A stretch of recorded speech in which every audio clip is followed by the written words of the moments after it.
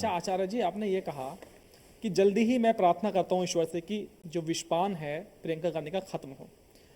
अगर जब विषपान खत्म होगा प्रियंका गांधी का और कांग्रेस में मजबूत भूमिका आएंगी, तो क्या आप उनके साथ खड़े रहेंगे?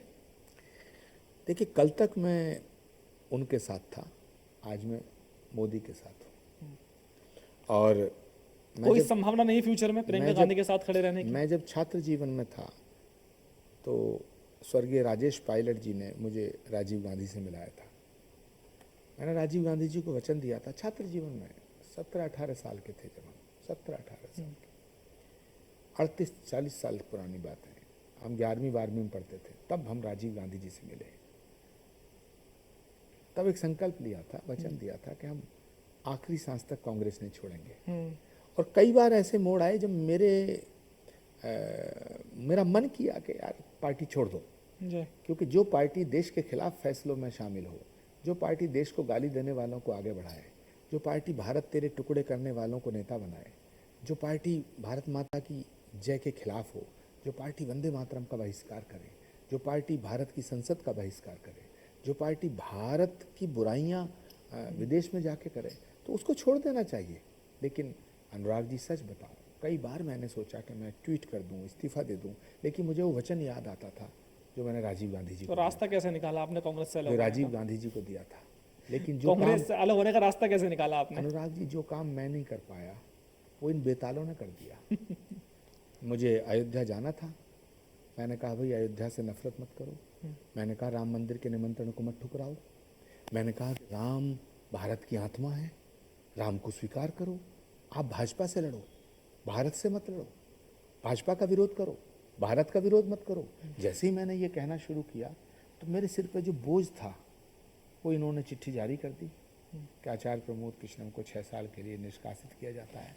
मैं बड़ा कृतज्ञ हूँ, मैं बड़ा आभारी हूँ केसी वेणुगोपाल का, मैं आभारी हूँ जयराम रमेश का, मैं आभारी हूँ राहुल गांधी जी की चंडाल चौकड़ी का कि इन्होंने जिस बोझ को मैं उतारना चाहता अच्छा था आचार्य जी, वो वो वचन उतार आप दिया। मोदी जी को दे चुके हैं, मोदी जी को वो वचन आप मोदी जी को दे चुके हैं जो देखिए राजीव गांधी को दिया था आपने? देखिए, मोदी जी को वचन देने की जरूरत नहीं है। नरेंद्र मोदी इस देश में एक ऐसे पॉलिटिशियन हैं, इकलौते ऐसे नेता हैं।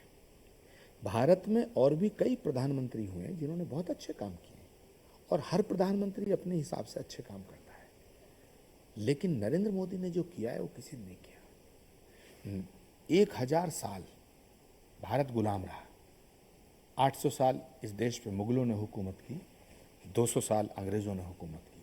तो जो हमारा आत्म स्वाभिमान था, जो हमारा प्राइड था, वो दब गया था। नरेंद्र मोदी ने भारत के गौरव को शिखर पे ले जाने का काम किया। अभी मैं 2-3 दिन से दुबई गया आबू था। धाबी गए थे? आबू धाबी में मंदिर देखने गया। जिस भूमि पर गल्फ की कंट्री में, सऊदी अरब में 1000 साल पहले चुन चुनकर मंदिर तोड़े गए, चुन चुनकर मंदिर हटाए गए, वहां आबू धाबी के अंदर यूएई में भगवान स्वामीनारायण का भव्य मंदिर का निर्माण हुआ। मैं उस मंदिर में गया। नरेंद्र मोदी ना होते देश के प्रधानमंत्री, अगर देश के प्रधानमंत्री नरेंद्र मोदी ना होते तो ना राम मंदिर बन पाता, ना आबू धाबी में ये स्वामीनारायण का मंदिर बन पाता, और ना श्री कल्की धाम का शिलान्यास हो पाता। 18 साल तक तो आप भी संघर्ष करते रहे आचार्य जी। बिल्कुल। 18 साल में आप मंदिर की नींव नहीं खोद पाए। कल्की धाम को बनाने के लिए 18 वर्ष संघर्ष किया मैंने, और 18 वर्ष बाद ये सौभाग्य का पल तब आया जब देश का प्रधानमंत्री कल्की धाम का शिलान्यास करने आया। तो सवाल इस बात का है कि रोटी, कपड़ा, मकान, महंगाई, बेरोजगारी, ये मुद्दे हैं, इन पर बात होनी चाहिए। लेकिन क्या भारत का स्वाभिमान मुद्दा नहीं है? क्या भारत के गौरव को जिसने गौरवान्वित किया हो उस प्रधानमंत्री की सराहना नहीं होनी चाहिए? आज फक्र से हमारा सीना चौड़ा होता है जब हम विदेश में जाते हैं। क्या भारत का स्वाभिमान मुद्दा नहीं होना चाहिए?